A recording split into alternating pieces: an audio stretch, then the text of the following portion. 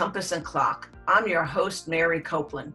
This infotainment podcast explores how to live your best life now and well into retirement. We'll discuss topics in financial planning, housing, and insurance. We'll talk wellness, relationships, and leisure activities. A full, active life requires planning for your goals and preparing for the unexpected. I'll introduce you to a variety of guests, from knowledgeable experts to folks sharing stories of their life experiences and so much more, because life is big. All is intended to help guide you in planning for what you need now and at any age. Like and subscribe so you don't miss a thing. Today, my guest is Mike Adams of Adams Financial Concepts. Mike is no stranger to long-term investments. Not only has he managed security portfolios since the last century, he and his wife Pamela have been married for over 40 years. Mike is very active in the community, serving on various boards and volunteering his time and expertise to nonprofits. And he was recently added to the Leadership Trust Board of Directors for business journals around the country. On Saturdays at noon, you can tune into Mike's weekly radio show About Money, which airs in Seattle on KLFE 1590 AM, or go to his podcast page. Lastly, the Money Show draws over 10,000 people at various times, and Mike is one of the featured speakers. Today, Mike and I are going to talk about how COVID-19 can be the Pearl Harbor of the next couple of decades, specifically as it affects the research and development in the field of biology, robotics, and energy. Mike, welcome to the show. Well, thank you, Mary. I appreciate being on the show, appreciate being able to share. And by the way, coming this Saturday will be 52 years of marriage. Wow, we're going to have to update that bio, Mike. Yes, indeed. I guess it's been a few years since I've done that. Yeah. So why don't we just jump right in, Mike, and why don't you tell us about Pearl Harbor and what changes in our economy and lifestyle came out of World War II, please? So if you look at what's happened, no one expected the pandemic, and yet it has the potential to be what I call the Pearl Harbor moment. Mm-hmm. During Pearl Harbor, when we went into the war, we had a lot of areas which we had underdeveloped in research and development. We had aircraft that needed to be updated and evaluated. We had artillery that didn't work as well. Actually, we pulled the artillery, I'll get the word right, horse-drawn. But coming out of World War II, something happened, because during World War II, women were used to man the factories. That's a terrible word to use, huh? Women used to man the factories, but women did move into the factories. And that was a lifestyle change, because those women didn't just go home after the war, they continued to work. And that was a complete different lifestyle. When the men came home from the fighting lines, and some of the women as well, there was education. And that led to a much higher educated populace. And for the housing market, there was homes that were being built. We built the interstate highway system, and transportation changed. We moved from getting around the country in buses to getting around the country in airplanes. And of course, that meant building airports. All that happened. But in addition to that, it's what John Kenneth Galbraith called the military-industrial complex. Eisenhower called it that as well, because a lot of research that was done during World War II had a huge impact on business, because it was moved from the military to business. With COVID, no one expected a little virus to have such a huge impact. And it's had a huge impact in biology, in physics, and in several areas, robotics and energy. We should talk about those. Yes, so with Pearl Harbor, in summary, we saw a surge, and they called it the industrial, what was the phrase? Military industrial complex. So now we have COVID-19 happening. So how does that apply, what you've just discussed with us, to our current pandemic? So if you look back, the 18th century or the 19th century, the 1800s, were a century of chemistry, oil and aluminum and steel. The 20th century, this last century that was completed in the 1900s, was a century of physics. We saw flight, we saw electronics, like with the computer, we saw the internal combustion engine. If you look at the 21st century, what we're seeing now is a century of biology. We've seen tremendous strides made in healthcare, but it goes beyond healthcare. When you think about a company like Blue Marble has taken the bacteria from the stomach of a whale and this bacteria from the stomach of a cow, created a new bacteria, and they're producing petroleum products. It took bacteria millions of years to make oil in the ground.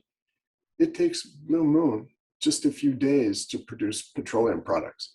We're seeing that across a wide variety of bioengineered products. And it's only the beginning. We're just at the very beginning. If you think of the computer industry in the 1960s and 1970s, the big, huge computers, and today we have a cell phone that has more computing power than those huge computers. We're seeing the same thing in biology. It's going to be an explosive opportunity for investment. But it's not just in biology. Other areas are also ready to explode. So you and I were having this conversation, and there were different areas you felt it was: biology, robotics, and energy. So you just told us a little bit about what you meant by biology. So why don't we go a little deeper into the field of robotics then, please? So it's Japan that's really leading the world in robotics. Japan has a significant problem because as their population gets older, they need more caregivers, but they do not bring in people from outside the country. They feel that they need 4 million caregivers in the next less than 10 years to service their elderly population. And so they've been working on robotics. They now have robots that can actually pick up an elderly person out of the bed, take them to the toilet and toilet them. They have robots that will actually deliver your medication. They have robots that will get you up out of bed and walk you. And even because robots, if you think of R2-D2 or seats, they're metal and they're not very cuddly. They have robots that are actually robots that you can cuddle with. They're furry, they'll talk to you, they'll coo with you, they'll cuddle with you. So this is an area in which we're just seeing the very beginning. They're building robots that have greater flexibility than human beings, robots that can lift more, that can actually perform and even play the violin. We're seeing huge strides made in Japan, but we're going to see that worldwide. It's moving from the assembly line into the human thing. Seeing Star Wars and C-3PO and R2-D2 is not such an imaginary thing anymore. It's happening, and it's going to continue to happen. So before we go into the third area, which is energy, what you're saying is some of these things were probably being discussed in boardrooms and being discussed in research and development, but because of the pandemic we've just been through over the last 15 months, their plans have escalated, so to speak. There's a need for it to be pushed forward faster. Am I understanding that correctly? Correct. Think about what's gone on with the pandemic, and think about the actual hospitals and the ventilation and the isolation and the PPE that was needed for human beings. Think of what can be done if a lot of that is done by robots. And yeah, it's not as personal as it is, but a lot of those duties could have been done by robotics. They could have taken care of people. They could monitor people. and in many ways done a lot better job than human beings can do. All of that is a potential for investment for investors. And the same applies to when we were speaking about biology. Um, Yes. I believe some of the vaccines were things that had been in the process. They were being developed, but there was no urgent need for it. So then the pandemic hit, and obviously that escalated also. And am I correct on what You're I'm? correct. Okay. That's been a huge change that's happening and continuing to happen, and will get further acceleration, both private funding and government funding. So now let's talk about the field of energy, because that's a big one. So tell us a little bit more about what you see and what you mean of how the pandemic has affected energy going forward. So energy is the largest industry in the world. When you think about media, what we're talking on a podcast, on radio and movies, magazines, newspapers, the internet, all those things, the total industry is a little over $1 trillion a year. Energy is $10 trillion a year. It's the largest industry. The oil industry is in fact, the most powerful industry of the world. They move things. But BP has done their forecast, and I believe they're correct when they say that we are living at peak oil. While energy needs will continue to grow, and especially in emerging nations, that oil will become less and less a part of that. BP is forecasting that oil, which is currently 50% of, or oil furnishing 50% of energy needs, by the year 2040 or 50, oil will only account for less than 10% of energy that's generated. We're seeing a huge movement toward climate change and green energy. We're seeing a huge change in electric vehicles. One manufacturer after another manufacturer is announcing more electric vehicles. My guess is that by 2030 or 2040, what we will see is that the internal combustion engine will be special order. Everyone will be driving electric vehicles. They're more efficient, they're less maintenance, and it's less pollution into the atmosphere. And yes, we'll clean up the production of electricity, we'll clean up the coal plants, we'll see them disappear. We'll see even natural gas begin to be pushed, because natural gas releases methane, and methane is 20 times more potent than carbon dioxide. It disappears in the atmosphere over a period of years, unlike carbon dioxide. But we'll also see new technology come along to clean up the atmosphere. New technology to make even maybe coal, clean coal and clean gas. There are so many aspects of what's going on in terms of energy, and all of those are going to be investment opportunities. Energy. Oh, I was just going to say, energy also makes me think of how I heat or cool my home. So what do you see in the change for how that takes place? We're already seeing home builders like Dwell who are building 100% energy efficient homes.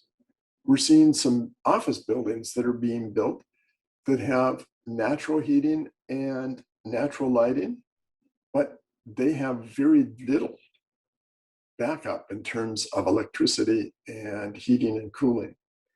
We're seeing a significant shift in how homes and buildings are being made more energy efficient, and recycling of water, recycling of light and energy.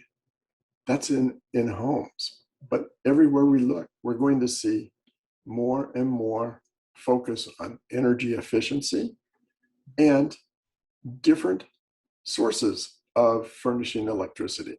Solar, geothermal. There's a company called Altarock that has drilled into the the cauldron in around Bend, Oregon, and can furnish enough electricity for 250,000 homes just from geothermal energy, extracting the energy from the earth. And they've developed a way in which they can push water into the earth and then take it out the other side after having been heated.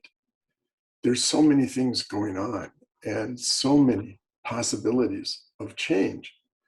And we're just at the beginning. We're going to see a decade or 2 decades of changes in all these areas. That's exciting. Richard Foster of Yale did the first study when he found that companies in the Standard & Poor's in 1920 had an average life of 70 years. Today, that's less than 15 years. We're going to see companies 10 years from now, which have not even been started this year. And they're going to address huge problems. If you look at Microsoft, it took 14 years from them to go from 0 revenues to $1 billion. It took Facebook and eBay 7 years. It took Zynga 4 years to go from 0 to $1 billion. We're going to see small companies, we're going to see large companies, we're going to see successful, and we're going to see some failures as well. So that's part of the landscape. I was just going to say, I was going to ask you a question saying, what do you see as far as financial opportunities coming out of all of what we just discussed? So can we keep talking about that part a bit, the financial opportunities? Sure. You know, I've been doing this for 36 years, so my focus really is on the future, thinking about the changes in technology, demographics, and lifestyles. If someone would have told you 15 years ago, prior to the Great Recession, that you would, either for business or for pleasure, fly into a different city, get into a stranger's car, who would take you to a stranger's house where you would stay, you would have laughed. But today, you know, the 2 largest taxi companies in the world own not a single taxi. The largest hotel chain in the world owns not a single hotel room. That's Uber and Lyft and Airbnb. It took technology to enable them to make that change. But in order to go beyond the technology, it meant a change in lifestyles. And when you look forward in each of these areas, it's changes in technology, changes in lifestyles, changes in demographics, which are changing where we're headed. You know, Time magazine came out with the front page or the cover of the magazine a couple of years ago and said that year, the first baby had been born who was going to live to be 150 years old. Now, the oldest person we know of right now is lived to be 122. But that tells us that our life expectancy will probably continue to increase, and life will get better and better. And those are going to be opportunities, you know, looking at technology, looking at demographics, looking at lifestyles and the changes that go on in those areas for investments, not looking backward, not looking at historical data, but looking forward at what's coming and how it's going to happen.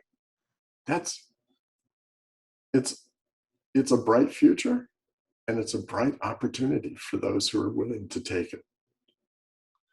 So when I started the podcast with you today, I did mention that you are in the financial field.